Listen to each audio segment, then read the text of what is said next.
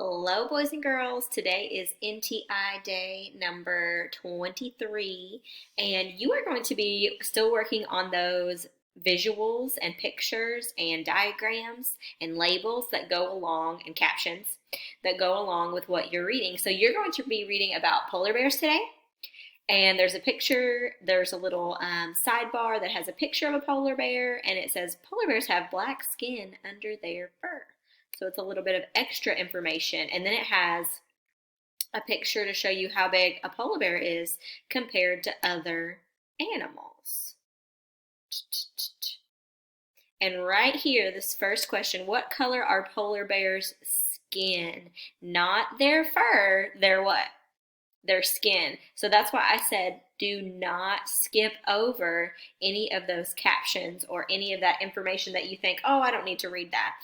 But if you would have skipped over it, you would have missed the answer to that question. All right, so you're going to use those to answer the questions. And then for this part, you have a fact, and you're going to tell where you found it. So sometimes it's in the text, so that means you read it, and then sometimes it's in the images, the pictures, and then some of them are both. So if we go back up to the paragraph that talks about what they look like, it says polar bear fur is actually transparent or clear.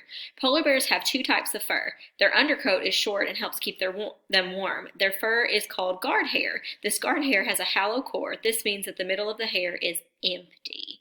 Okay, so that doesn't tell us what color their skin is. The only place that we can figure out what color their skin is in the picture. So if I was circling that, I would circle images because it was only in the images. If it was in both, then I would have circled both. All right, so that's what you're doing for that if you found it in the words, in the pictures, or in both.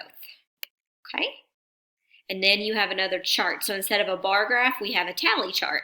So when you have one tally, that's one answer. And if you have a group of 5, it's 1, 2, 3, 4, and then a slash down the middle. That means 5, a group of 5.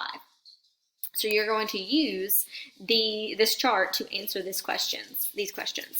Which is the most popular food among students? So to answer that question, you're going to look at which food has the most tallies. Okay. And then you have a compare and contrast soccer ball versus volleyball to do another compare and contrast review. All right, we are going to do another activity about using pictures. So right here we have a picture of a jackrabbit, and it says, what can you tell about an animal just by looking at the picture? So it has big pointy ears to hear very well. Its small slender body is to easily hide in grassy areas. Its fur means that it's a mammal, so we know to be a mammal you have to have fur, have live babies, and be warm-blooded, and a jackrabbit does that. Long hind legs to jump very high and run away from predators very fast. So we can tell that by looking at the picture and by reading these captions, but even if we didn't have those captions there, we could still say, like, the reason that they have these big pointy ears is probably because they need to what?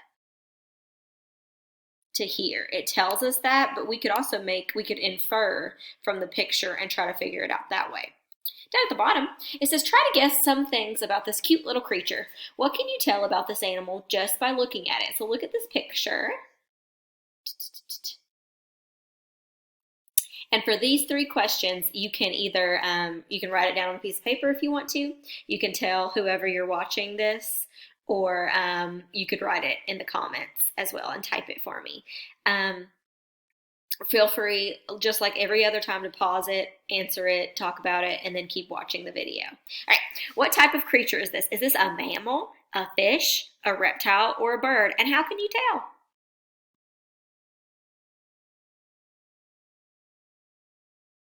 Right. If you said a mammal, you are 100% correct, because we know that it has fur. And it's not a fish. It doesn't have scales or fins. It's not a reptile. It doesn't have scales, or it's not cold-blooded.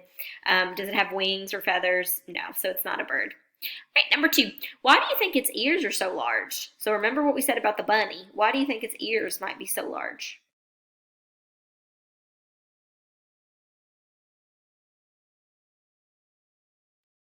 What do you do with your ears? If you said so that they could hear better, then I think you are 100% correct.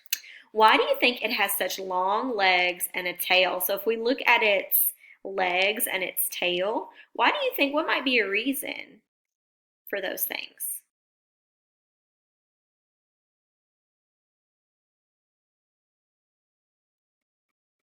I think its legs kind of looks like it's doing what?